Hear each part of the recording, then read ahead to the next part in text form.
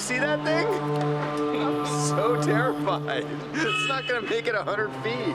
Apparently the hotels here, as a security measure, will lock you in and presumably the bad people out. I don't quite understand what happens in a fire though, because it doesn't seem like there's anybody here that has a key. Oh, wow. I can't even breathe in here. Seriously, there is no way in hell we're gonna make it through this without killing ourselves.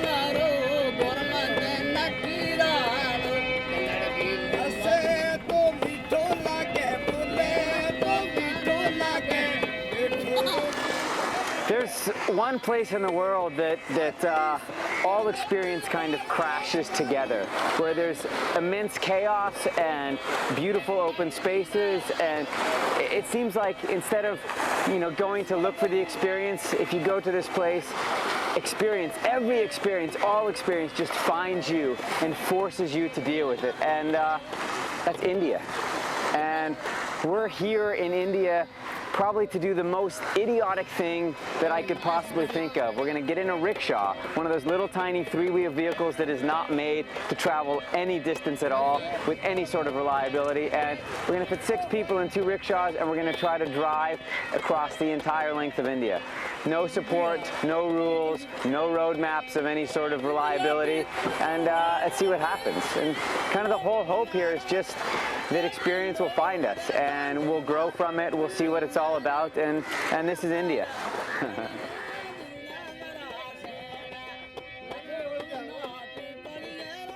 name is Jason. I'm Chelsea. I'm Daniel. Sam. And we're part of a group called the YogaSlackers, and generally we do yoga, slackline yoga, acrobatic yoga, and a bunch of crazy stuff, and a lot of it revolves around endurance sports, adventure racing and long distance running and mountain biking and that kind of stuff. So when we first heard about this crazy thing called the Rickshaw Run, it sounded like it was right up our alley. Like I imagined that we were gonna run 3,000 kilometers, maybe like as a relay, you know, taking turns maybe all as a team, but this huge endurance challenge across India. It sounded like a great idea, and I mean, essentially we found out that the Rickshaw Run is this crazy organization, or this crazy race put on by an organization called the Adventurous, which sounds a lot like British dudes that like to drink a lot and think of stupid things to do. We realized that we were actually going to have to drive this like 3-wheeled lawnmower across the entire India subcontinent. Scares me when any of you drive. Right, yeah. So we'll see if this is going to work. But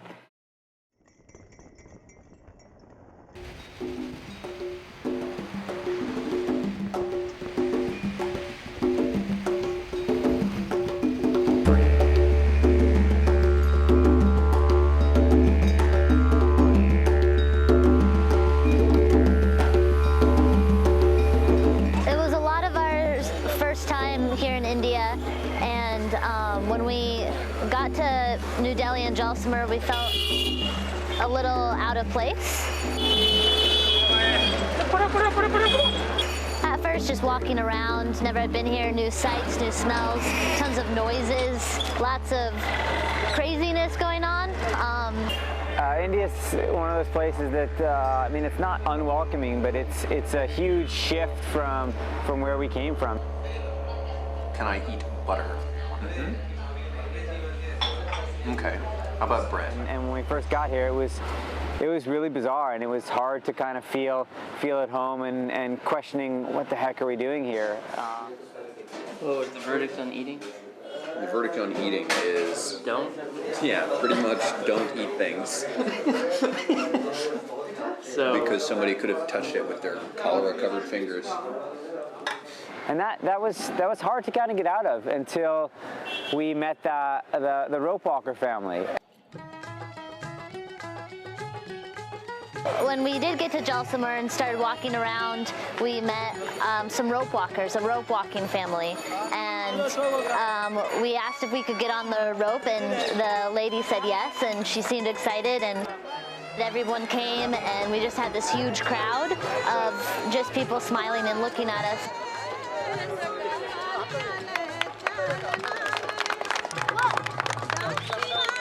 When I got off the rope, the woman came up to me and gave me a big hug and wouldn't let go of my hand, and that was kind of when I knew, like, oh wow, I belonged in someplace in India, and it was just a really beautiful moment. You know, it's through spending a couple days through this shared love of, you know, essentially slacklining, balancing on suspended ropes in the air and swinging back and forth and surfing and doing all these things that we know, and seeing this group of people that also enjoyed it and becoming part of them. It just like, it was our entry in. It was like India in its own way welcoming us and saying, everything's gonna be okay. And it just made us super confident. None of us have ever walked on ropes before. We were trading tricks and you know, by the end of that, just really had a sense of belonging. And so this whole endeavor that we are about to do is gonna be great. And we just have all the confidence in the world going into it because, you know, we've been here and we're doing what we know and feeling like part of it. So.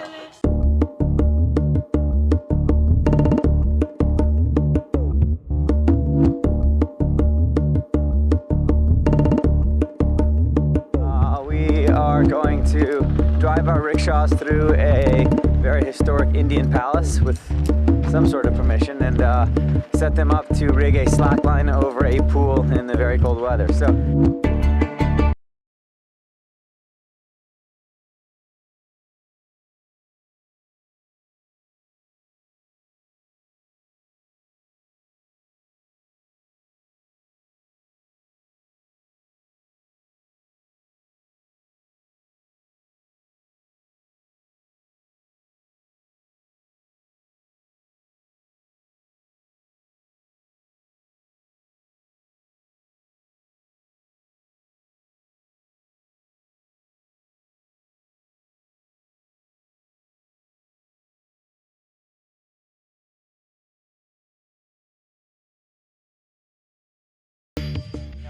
We just had all these amazing experiences that we felt invincible, like unstoppable.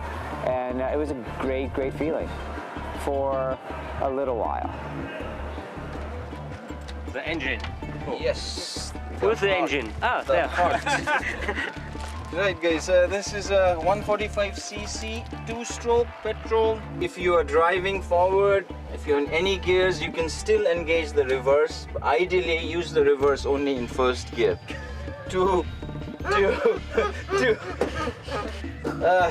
handbrakes in these ones are useless, don't even worry about it. How far do you think we'll get before we break down? Maybe that crossing. I remember driving the Shaw for the first time as we were leaving. You know, it's all pimped out. We just had an amazing time getting it ready, and it was easy. It's like we all of a sudden realized we'd been born to drive these things. I mean, Daniel was giddy and laughing all the time as we were tearing out of town. Yes! Feel the power! You know, honestly, it felt like this is gonna be easy.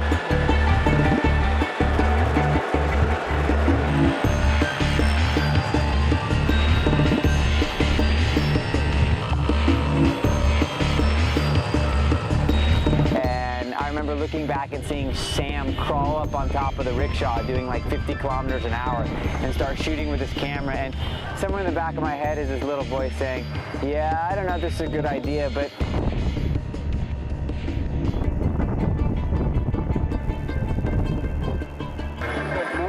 when we started, everybody kind of assumed that nothing possibly could go wrong. Wide open throttle, going as fast as we could, and all that changed rather rapidly. Did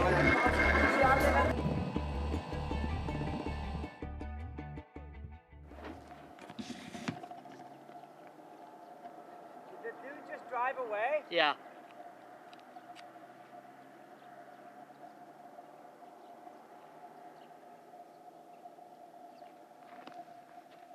The guy just ran us off the road and drove away. There's no way that was an accident, because he was passing us, and as soon as he got even with us, he kind of... Coming out of the crash, realizing I'd gone through the windshield and Christy had been trapped underneath, I mean, the crash just shook everything up. We're having a blast, just kind of thinking about how fun this is and how enjoyable the whole experience is, and all of a sudden we sort of get shaken back into reality. So we hit some soft sand, we rolled once, Christy got pinned under the rickshaw, and all of a sudden the trip sort of became real again. And it was really scary because the dude kind of took off and we didn't know what he was up to, but my faith in humanity got replenished instantly as a bus full of people cruised up, stopped, unloaded, helped us pick the rickshaw back up and get it on the road and pointed us in the right direction back out.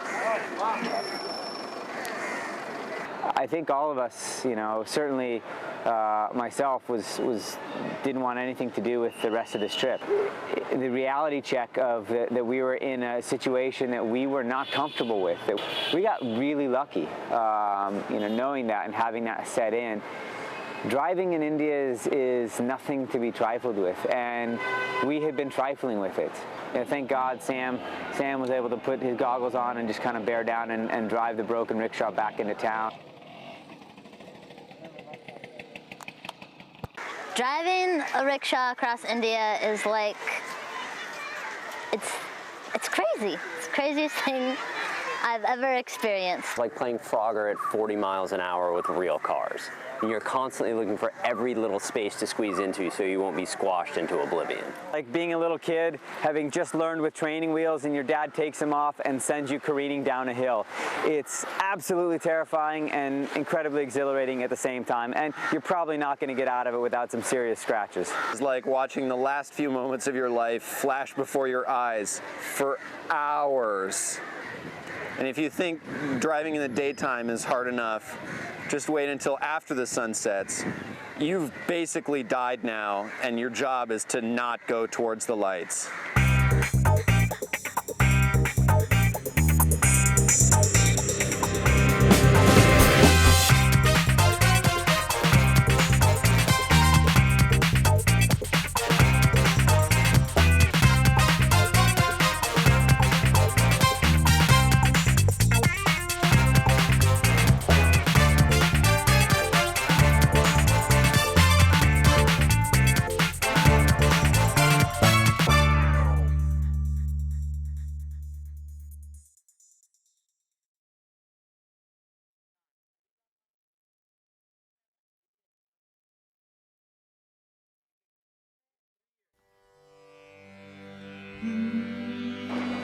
There are a lot of plastic bottles in India. We didn't have the heart to throw them on the ground, so we're making threads. A pretty good slacker kind of threads. And then bring one foot forward, and then the other.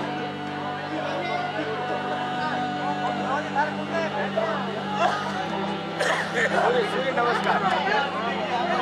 Surya Namaskar. Surya Namaskar. Surya Namaskar. Yeah.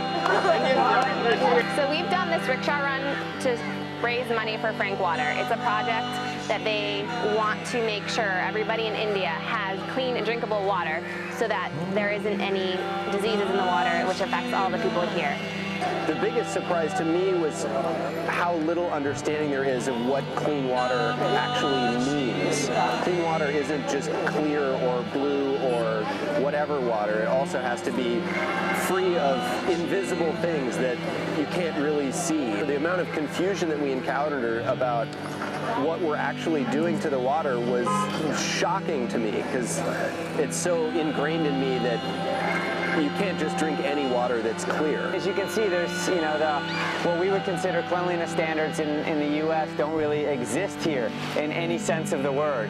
But one of the interesting things we found is, we brought Steri-Pins and we were filtering and treating all our water.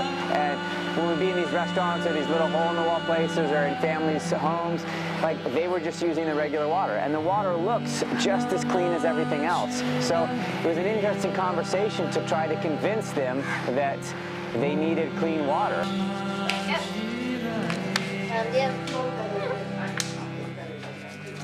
Watch this. He's so pure. Did you really Yeah, is that okay? It's gonna taste horrible. It's gonna evaporate. It's all right.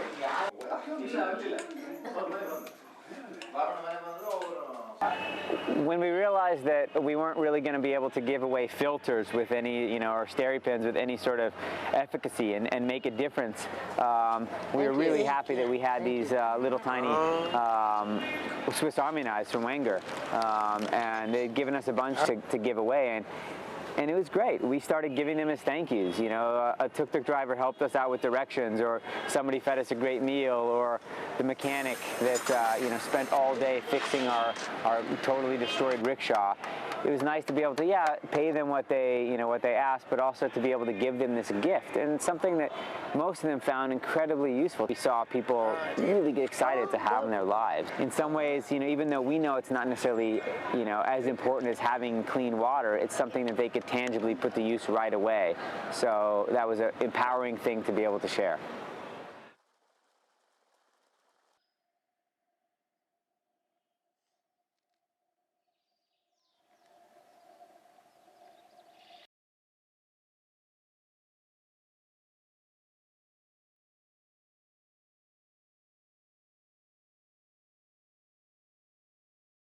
Through there before that started to work, right? So do we just let it evaporate, or? Big problems. I don't really know. This guy knows. The fuel filter was on the wrong way. Oh. It was on backwards, and so we put it on the right way and just double check to make sure it's the right way, because all the other ones are like this, ours is backwards, and that won't start. So unless there was a secret reason that our fuel filter had to be backwards, then we just Because they drive on the left, Right. What's going on?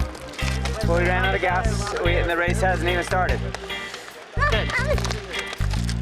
Don't. All right, good. All right. We have a knife. No.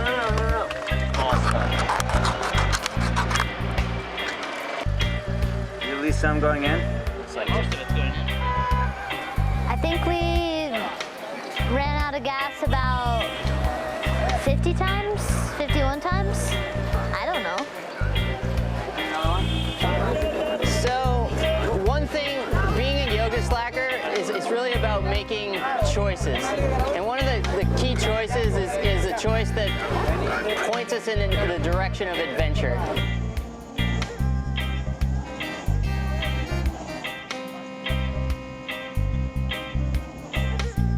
Adventure is basically exploring the unknown, and the unknown to you, and putting yourself into situations where there is no clear answer, but you have an end goal. So you just never take no for an answer, basically.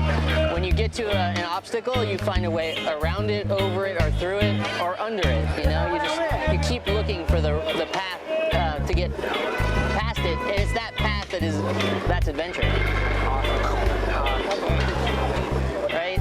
So sometimes when we look at a map, we see maybe an easy way around something, or we see a more challenging route. And we want to see and experience India off the beaten path. So we took a more direct route towards a river that appeared to have a bridge. And when we got there was no bridge. So despite all the locals telling us that we should turn around and go back, we opted to continue to go until we couldn't go any further, and then we had to get the rickshaws on a boat. I don't like that answer. Turn it off. We tried really hard not to, succumb to any prepackaged ideas or of what to expect in India. And I think even more so, we tried not to let the Indians view us just as they, would with other tourists. Essentially forcing them to look at us for who we are. There was a lot of times we'd go into a town and they would see that we were white and assume that we wanted to stay at a nice hotel, that we wanted to drink beer, and that we needed things to be really clean. And that may be, a generalization of Western tourists over here, but it was nice to be able to kind of force them to look at us. We're sitting here, we've got a woman driving us in a rickshaw through a crowded town, and we're totally comfortable you know, not having the protection of big roads, of mechanics everywhere, of guest houses. And it was really interesting when we got to you know, force them to see the choices that we were making and to see us as we were, and for us to look at them the way they were. That was great.